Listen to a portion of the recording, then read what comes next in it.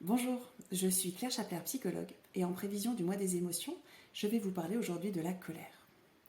Alors la colère est une émotion qui ne passe pas inaperçue. C'est l'émotion la plus énergique, elle est brûlante, et elle met notre corps sous tension, un petit peu comme un élastique sur lequel on va tirer et qui sera prêt à se rompre, voire qui parfois se rompt. D'ailleurs, les expressions que nous utilisons autour de cette émotion le montrent bien. J'ai la moutarde qui me monte au nez, un coup d'éclat, une explosion de rage. Quelle que soit la manière dont nous l'exprimons, la colère nous brûle et nous consume de l'intérieur. On n'a alors qu'un seul besoin, qu'une seule envie, c'est de pouvoir l'expulser hors de notre corps.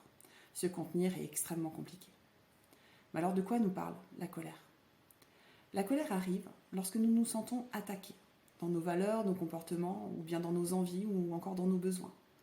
La colère vient et dit « Stop, ce n'est pas possible, ce n'est plus possible, je ne suis pas d'accord, c'est insupportable, il faut que ça change ». Donc on voit bien que la colère en soi n'est pas gênante. C'est le comportement que nous pouvons avoir si nous ne prenons pas le temps d'écouter le réel de son message et d'en faire quelque chose de juste. En fait, la colère est une alliée bien courageuse, puisqu'elle met le doigt là où il faut, parfois là où ça fait mal, et elle nous donne l'énergie de pouvoir réagir. Sa seule intention, c'est de nous protéger des autres, du monde, et aussi et souvent de nous-mêmes.